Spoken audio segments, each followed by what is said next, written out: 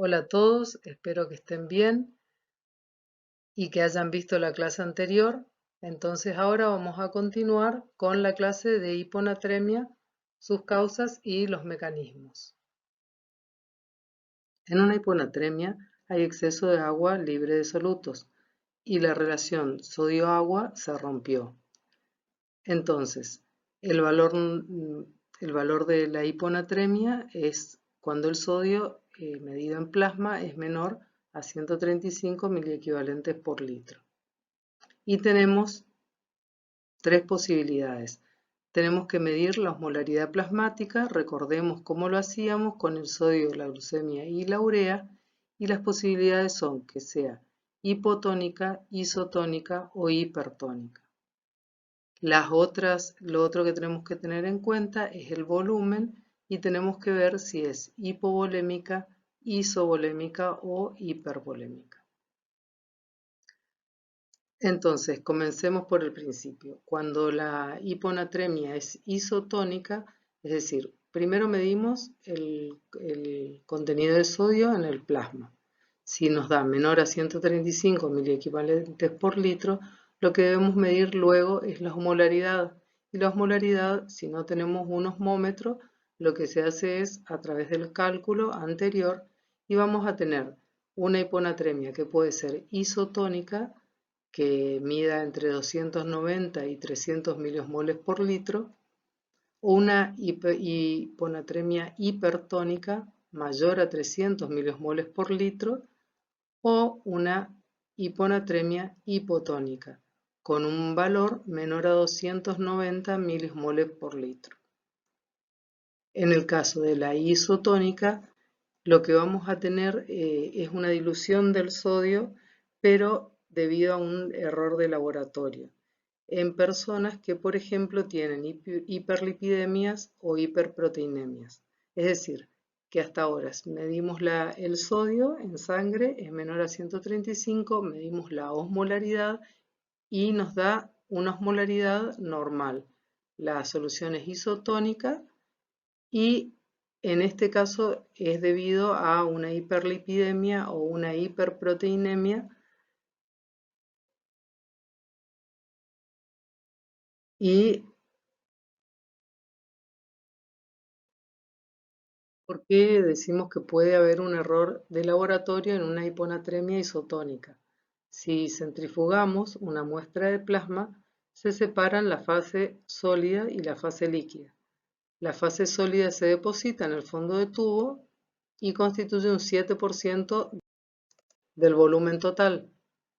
El sodio está diluido en el líquido y si se mide la concentración de sodio en la fase líquida, es decir, en el agua del plasma, se tienen 150 miliequivalentes por litro. Pero en realidad esto lo tenemos en el agua, no en el plasma, porque hay un 7% que es fase sólida. Si aumenta el residuo sólido del plasma, aumentan los lípidos y o las proteínas. El sodio disuelto en el agua del plasma no va a cambiar, va a seguir siendo 150 miliequivalentes por litro. Lo que pasa es que se va a ensuciar más la muestra y ahora se va a trabajar con 86% de agua. El valor del sodio en el plasma será 120 miliequivalentes por litro y esto se conoce como pseudo-hiponatremia, porque es una falsa hiponatremia. Nunca se modificó la concentración de sodio en el agua del plasma, lo que cambia es la cantidad de agua. Si hacemos el estudio de proteínas totales y lípidos y da normal, esta posibilidad, es decir, la hiponatremia isotónica, va a quedar descartada. Y explicando en otras palabras, con los tubitos, vemos que en el primer tubito tenemos proteínas y lípidos normales. En el segundo tubito tenemos o hipertrigliceridemia o hiperproteinemia, que es lo que decimos que ensucia el, el plasma donde vamos a medir. Y entonces vemos, fíjense ahí la diferencia, entonces la capa de glóbulos rojos, y tenemos una pseudohiponatremia en el segundo tubo debido al aumento de proteínas y lípidos. Frente a una hiponatremia isotónica que tenga ya sea hiperlipidemia o hiperproteinemia, lo que vamos a hacer es corregir la anatremia, que esta va a caer 1 miliequivalente por litro por cada 4,6 gramos por litro de lípidos o por el aumento de 10 gramos por decilitro de proteína. El otro caso de una hiponatremia que no sea verdadera es cuando tenemos una solución que sea hipertónica, es decir, con valores de mayores a 300 miliosmoles por litro. Y esto puede deberse o a una hiperglucemia o a que el paciente si está hospitalizado, por ejemplo, le están pasando una solución de manitol. ¿Y por qué decimos que va a caer la anatremia? La anatremia en el caso de una hiperglucemia va a caer 1,6 miliequivalentes por cada 100 gramos por decilitro de aumento de glucemia. ¿Y esto a qué se debe? La glucemia, por ejemplo, en las personas diabéticas aumenta porque no puede entrar a las células, porque el receptor de insulina no funciona o porque hay poca insulina. Por lo tanto, la glucosa está confinada al líquido extracelular y esa concentración de glucemia elevada genera una fuerza osmótica propia y atrae agua del líquido intracelular, y al pasar agua de las células al líquido extracelular se diluye el sodio que está en el agua. Por lo tanto, esta es una verdadera hiponatremia, pero si se corrige la glucemia, desaparece esa fuerza osmótica de la glucosa y el agua vuelve al líquido intracelular y se restituye la normalidad. Si se tiene junto con el análisis de sodio, glucemia, proteinemia y lipidemia y todo está normal, entonces ahí sí pensamos en una hiponatremia hipotónica. La hiponatremia hipotónica es lo más común. Una vez que detectamos hiponatremia hipotónica, lo que necesitamos saber es cómo está la cantidad de sodio, es decir, cómo está el volumen. Y entonces nos vamos a encontrar frente a las situaciones de líquido celular extracelular disminuido, y en este caso sería una hiponatremia hipotónica hipovolémica, que el líquido extracelular esté aumentado, en el caso de la hipervolémica, o que tengamos un líquido extracelular normal. Y en este caso vamos a tener una hiponatremia hipotónica isovolémica. Vamos a ver cada uno de los casos. En el caso de la hipovolémica, al paciente le falta sodio, pero también le falta agua. Las manifestaciones clínicas van a ser yugulares planas, presión baja, mucosas secas, sodio urinario alto, orina escasa. Se da en pacientes que tienen pérdida de líquido, por ejemplo, pérdidas digestivas como diarrea, vómitos. También pueden tener pérdidas cutáneas en el caso de quemaduras, puede ser hemorragias, y en estos casos la pérdida extrarrenal de sodio y agua, los valores urinarios de sodio van a ser inferiores a 20 miliequivalentes por litro.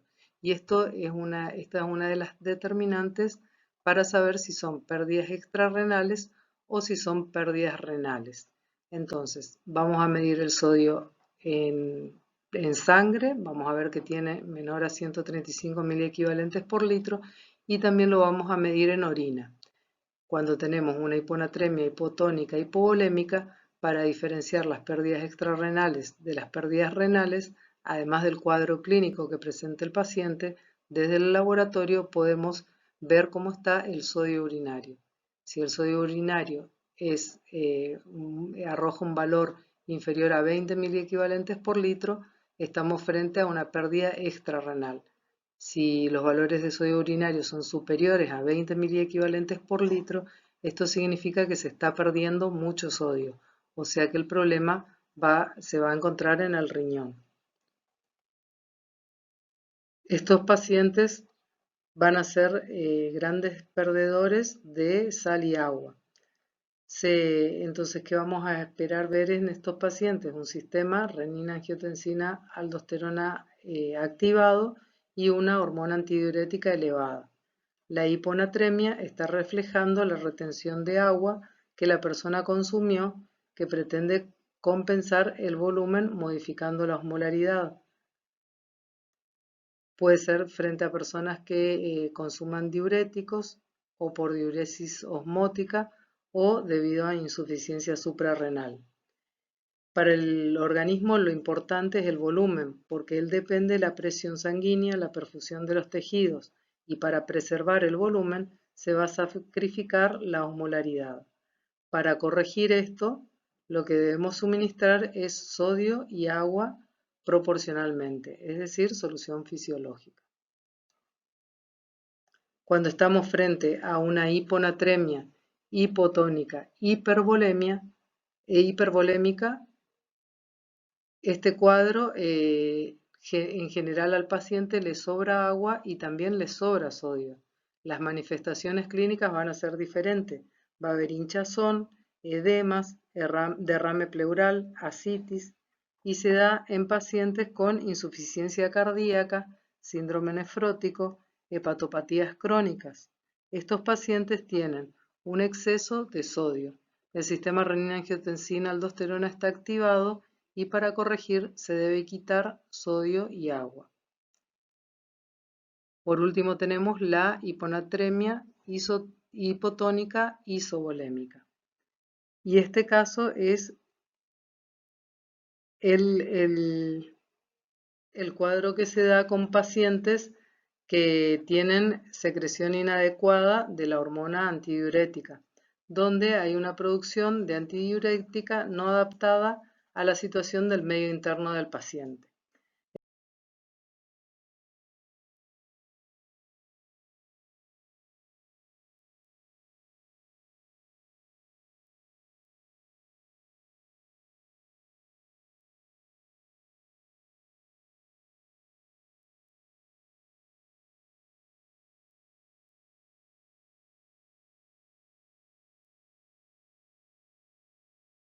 También puede ocurrir que haya un reajuste del osmostato o una intoxicación por agua.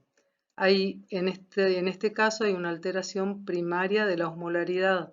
En las otras la alteración de la osmolaridad era secundaria a la alteración de volumen y corrigiendo el volumen se corregía la osmolaridad. El agua del líquido extracelular va a estar regulada por la osmolaridad del suero y el volumen sanguíneo. Cuando hay un aumento de osmolaridad del suero, una disminución de volumen sanguíneo, el sistema nervioso central va a tener dos mecanismos para reconstituir ese volumen. El de la sed, donde la persona va a ingerir agua y restituye su volumen de agua extracelular, entonces hay una retroalimentación y no continúa con la ingestión de agua. Por el otro lado, también va a promover la secreción de hormona antidiurética. Entonces va a haber una mayor reabsorción renal de agua y esto también va a restituir el volumen del líquido extracelular. Hay una retroalimentación en la cual va a dejar de secretarse hormona antidiurética. Hay trastornos con alteraciones pulmonares o del sistema nervioso central que pueden ser estructurales, metabólicos o debido a fármacos que pueden alterar la adecuada liberación de la hormona, lo que condiciona una mayor reabsorción de agua libre y mayor excreción renal de sodio como respuesta compensatoria al aumento de volumen intravascular. Cuando aumenta el volumen intravascular, aumenta la reabsorción de agua libre debido a que no hay retroalimentación negativa. Y esto es lo que me produce el síndrome inadecuado de hormona antidiurética. Falla el sistema de retroalimentación negativo que regula la liberación de antidiurética. El sodio está bajo por dilución, no hay edemas, por eso es isovolémica, se continúa eliminando sodio pero como la antidiurética no funciona, continúa reteniendo agua, pero como se elimina sodio, no retiene agua suficiente como para producir edema. Los distintos mecanismos que causan esta patología son variados. Pueden deberse a neoplasias, principalmente de pulmón, en el tubo digestivo, en el páncreas, renales, próstata, linfoma, hígado. Pueden haber trastornos pulmonares como neumonías, abscesos pulmonares, tuberculosis, asma, neumotórax, derrame pleural. También puede ser debido a trastornos en el sistema nervioso central, encefalitis, meningitis, accidentes cerebrovasculares, atrofia, hidrocefalia, encefalopatías. Y en estos casos lo que se debe hacer es restringir el consumo de agua para que la secreción de antidiurética sea coherente con el estado de la bulimia. Muchas veces no está aumentada entonces la antidiurética, sino que es debido a la presencia de tumores. Y los criterios diagnósticos para detectarla son hiponatremia hipotónica normovolémica. A su vez, la osmolaridad urinaria debe estar inapropiadamente alta. Tiene que ser mayor a 100 miliosmoles por kilogramo. Recordemos que la osmolaridad plasmática normal era 280 a 295 miliosmoles por kilogramo y la osmolaridad urinaria está entre 50 a 1300 miliosmoles por kilogramo. Pero aquí se tiene que dar que sea una hiponatremia hipotónica con una osmolaridad urinaria mayor a 100 miliosmoles por kilogramo, y también vamos a ver un aumento en la eliminación de sodio urinario, más de 40 miliequivalentes por litro, con una ingestión normal de agua y de sodio. Además, los valores de sodio en plasma no van a corregir con expansión, pero sí con restricción hídrica. Vamos a tener una función renal, suprarrenal y tiroideas normales y un equilibrio ácido básico y balance de potasio normales. ¿Qué va a pasar? El agua ingerida se va a retener por efecto hormonal de la hormona antidiurética, que va a favorecer la reabsorción renal de agua y causa una dilución. Por eso vamos a tener la hiponatremia y la hiposmolaridad. Va a haber una expansión del líquido corporal, pero no se van a producir edemas porque se activan los receptores de volumen, aumenta la excreción urinaria de sodio y de agua. Por eso es que a estos pacientes los tenemos que tener frente a una restricción de agua. Las manifestaciones clínicas de la hiponatremia generalmente reflejan la disminución de osmolaridad que determina la entrada de agua a la célula por gradiente osmótico, causando principalmente sobrehidratación de las células cerebrales, y por eso generalmente presenta síntomas neurológicos. Cuando hablamos de una hiponatremia aguda que se produce entre 1 y 3 días, lo que vamos a ver son personas con depresión de volumen, y esto les va a producir debilidad, astenia, calambres, vértigos. Si consideramos la hiponatremia de acuerdo a si es leve, moderada o severa, y esta sería una clasificación del laboratorio, cuando es leve es mayor a 120 miliequivalentes por litro, pero menor a 135 porque estamos hablando de hiponatremia. Moderada va a ser entre 120 y 110 miliequivalentes por litro, y ya la severa es cuando hay menos de 110 miliequivalentes por litro de sodio en el plasma. Entonces, los síntomas van a ser de anorexia, apatía, agitación, náuseas, somnolencia, calambres musculares, en el caso de que sea leve. Si tenemos una hiponatremia moderada, ya vamos a tener agitación, desorientación, cefalea, hiporreflexia, y en el caso de que sea severa, ya vamos a tener convulsiones, coma y edema cerebral que nos puede llevar a la muerte. Y el trastorno más importante de la hiponatremia es la encefalopatía hiponatrémica. que se da no solamente debido a las manifestaciones neurológicas, sino que hay otros factores que regulan su expresión, como ser, por ejemplo, el género, la edad, el grado de hipoxia de los tejidos o la secreción de hormona antidiurética.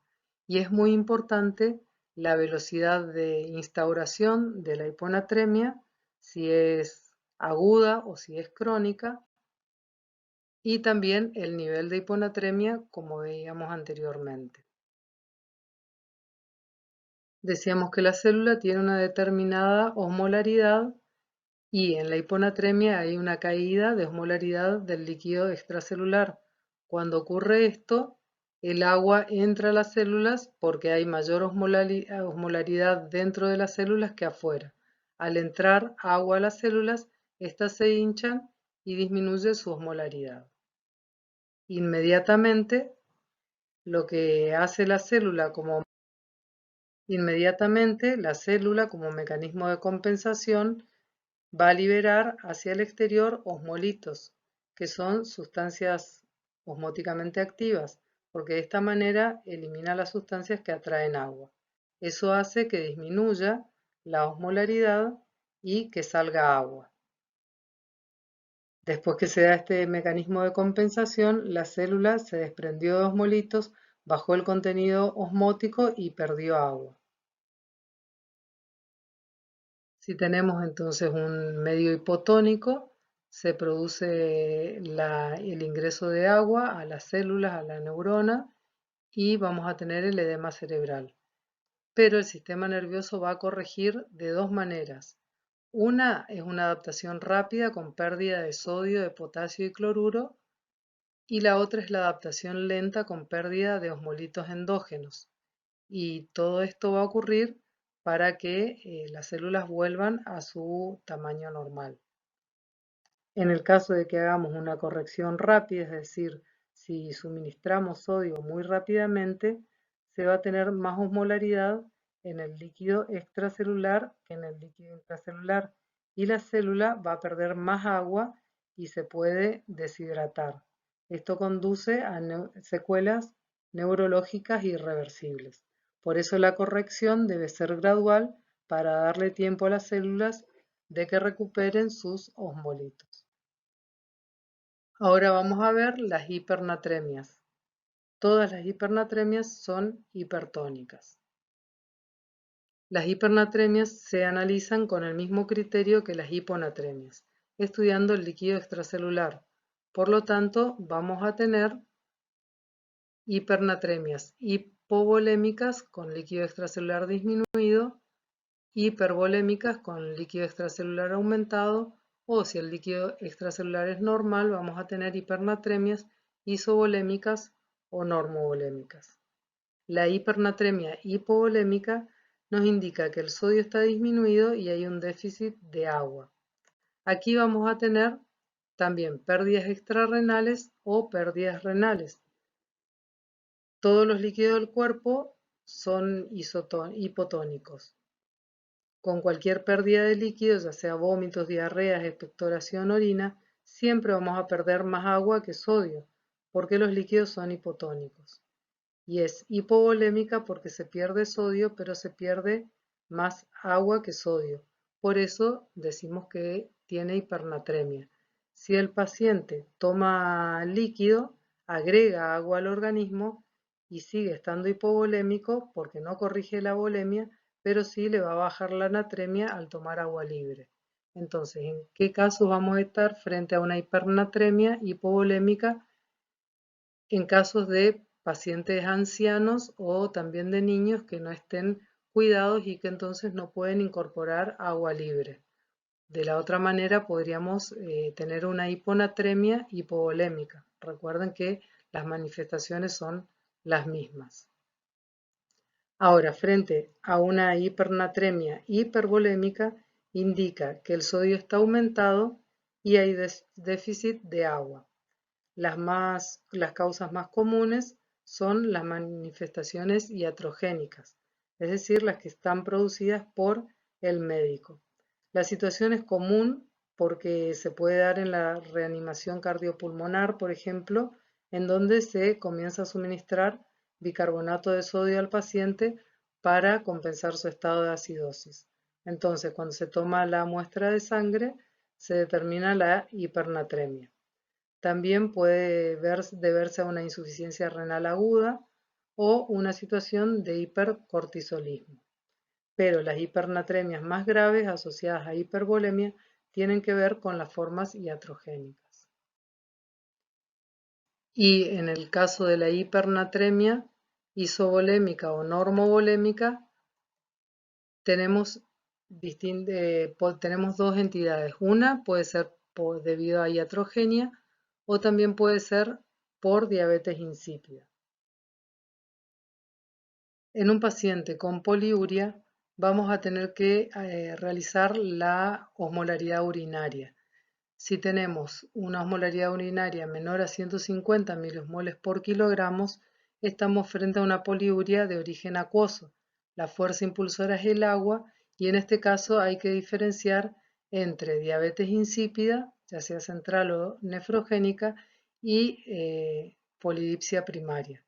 Puede deberse a una sobreingesta de agua. Si la osmolaridad es mayor a 150 milimoles por kilogramo, entonces estamos frente a una poliuria de origen osmótico. En este caso, lo que vamos a tener que determinar es el sodio más el potasio urinario. Si es menor a la osmolaridad urinaria dividido 2, vamos a tener que buscar una causa en un soluto que sea no electrolítico, porque es el soluto el que va a estar determinando la elevada osmolaridad. Y en este caso nos referimos a glucosa, urea o manitol. Decíamos antes que la urea, fíjense que mayor a 25 gramos por litro ya tiene mayor fuerza osmótica. Si la suma de sodio más potasio urinarios es mayor a la osmolaridad dividido 2, vamos a estar frente a un soluto electrolítico. Entonces, ahí tenemos que considerar la suma de sodio más potasio mayor a cloro, mayor a la concentración de cloruros en orina. Entonces, voy a ver cuál es el pH urinario. Si el pH urinario es mayor a 7, quiere decir que hay pérdida de bicarbonato. La orina es alcalina. Este anión es el que está constituyendo la fuerza osmótica. Normalmente no hay bicarbonato en la orina. El cloruro debería ser suficiente para compensar las pérdidas de sodio y de potasio. En el caso de un pH menor a 7, puede haber pérdida de beta-hidroxibutirato, que es uno de los productos de los cuerpos cetónicos. Y esto se ve mucho en las personas que son diabéticas. Ahora, si la suma de sodio más potasio, es menor a la de cloro, indica que hay una pérdida aumentada de sodio y potasio. Este caso se observa en pacientes que toman diuréticos, porque en realidad son natriuréticos y estimulan la eliminación de sodio por arrastre, llevan agua, pero no estimulan la eliminación del agua libre. Por eso, a los pacientes con edema o con hipertensión arterial se les da diuréticos, porque estos hacen un balance negativo de sodio. También se observa en pacientes con enfermedad renal y en consumidores de cloruro de sodio. Cuando aumenta la osmolaridad plasmática o cuando hay una disminución de volumen, hay un aumento en la producción de hormona antidiurética y se activa también el mecanismo de la sed. La sed lleva a la ingesta de agua y el aumento de hormona antidiurética lleva por un lado a la retención de sodio y por otro lado a la disminución de la excreción de agua libre. Todos estos mecanismos hacen que disminuya la osmolaridad plasmática, que aumente la volemia.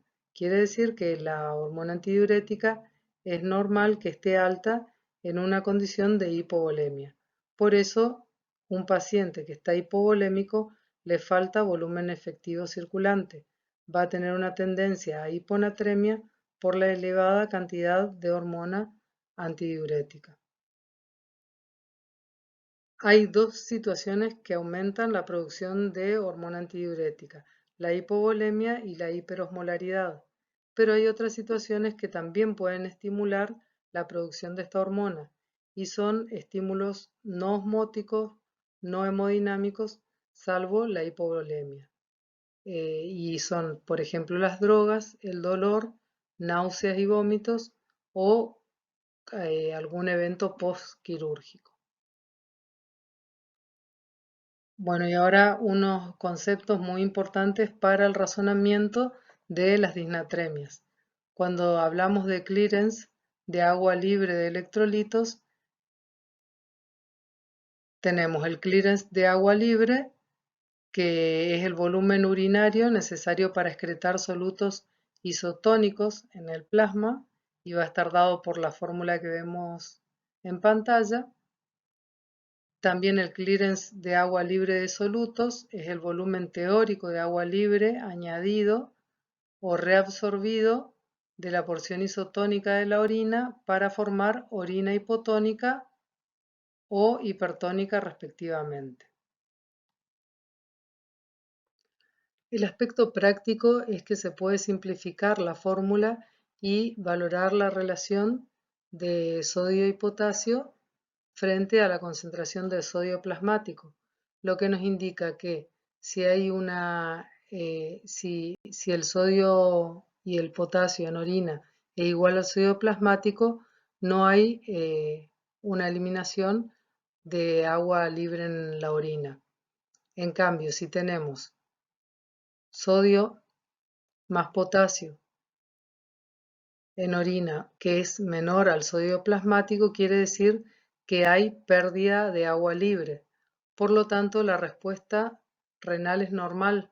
Se supone que ha habido un aporte que excede la capacidad renal de excretar agua. En principio, solo aparece una hiponatremia si se ingieren más de 10 litros por día o si la ingesta es muy rápida. O también si la carga de solutos a excretar es inferior a 250 miliosmoles por día. Y esto ocurre en los grandes bebedores de cerveza, por ejemplo, con pobre ingesta de alimentos. La otra cosa que puede ocurrir es que el sodio más el potasio en orina sea mayor al sodio plasmático.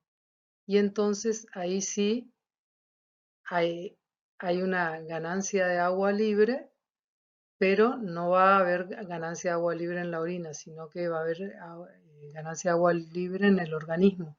La hormona antidiurética se estimula cuando aumenta la osmolaridad plasmática, pero también por disminución del volumen del líquido extracelular, por náuseas, por estrés, dolor, temperatura, fármacos y otros mediadores hormonales. Cuando existen dos estímulos opuestos, debido a la osmolaridad y el volumen, lo que prima es el volumen.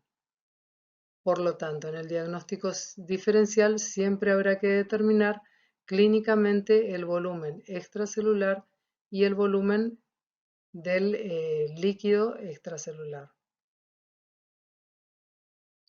Para entender un poquito lo anterior, vamos a ver unos ejemplos. En el caso de que la concentración de sodio más potasio urinario sea igual a la concentración de sodio en suero, vamos a estar frente a personas con tratamientos con tiazidas, por ejemplo.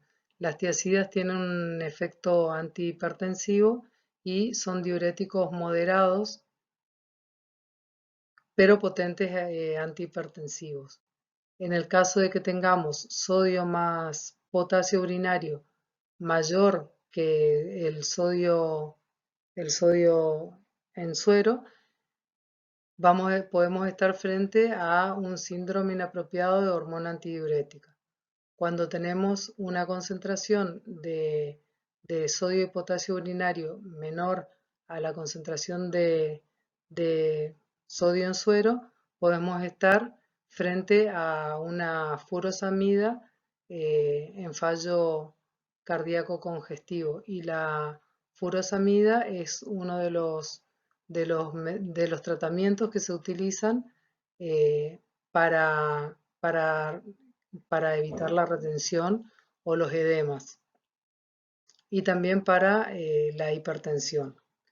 Y por último tenemos el caso donde el sodio urinario está muy disminuido, sodio y potasio urinario están muy disminuidos en relación a la concentración de sodio, y esto sí es propio de la retención de agua en la polidipsia primaria. Y las manifestaciones clínicas de la hipernatremia van a ser muy parecidas a las de la hiponatremia. Vamos a tener cefaleas, hipertermia, hipertensión, vómitos, excitación, desorientación, convulsiones y paro respiratorio. Y todo esto va a ocurrir principalmente debido a la encefalopatía hipernatrémica que se produce. En este caso vamos a tener una célula que está en un medio hipertónico, por ejemplo, en el caso de hemorragias celulares. Por lo tanto, va a salir el agua de la célula entonces se va a contraer y va a haber una adaptación rápida donde la célula va a generar acumulación de electrolitos y una acumulación lenta donde va a haber una acumulación de osmolitos orgánicos. Y todo esto va a hacer que la célula recupere su tamaño normal. Y esta es la adaptación cerebral. Es lo que podemos esperar que suceda en un paciente hipernatrémico. Si se corrige rápidamente la hipernatremia, tengo que tener en cuenta que la célula está cargada de osmoles idiogénicos. Se trata de diluir el líquido extracelular y automáticamente lo que ocurre es que la célula no va a poder desprenderse de los osmoles idiogénicos que generó, entonces va a estar más hipertónica que el medio interno. Como consecuencia va a entrar agua, la célula se hincha y se produce un edema cerebral por sobrecorrección. Por lo tanto, en la hiponatremia como en la hipernatremia tenemos que tratar de corregir muy lentamente porque ante correcciones rápidas es cuando ocurren las encefalopatías. Acá tienen la bibliografía que se encuentra en la biblioteca virtual y los artículos principales que consultamos para preparar esta clase. Ahora sí, terminamos con la clase de disnatremias y los esperamos en el aula para resolver las cuestiones prácticas. Hasta luego, que tengan buen fin de semana.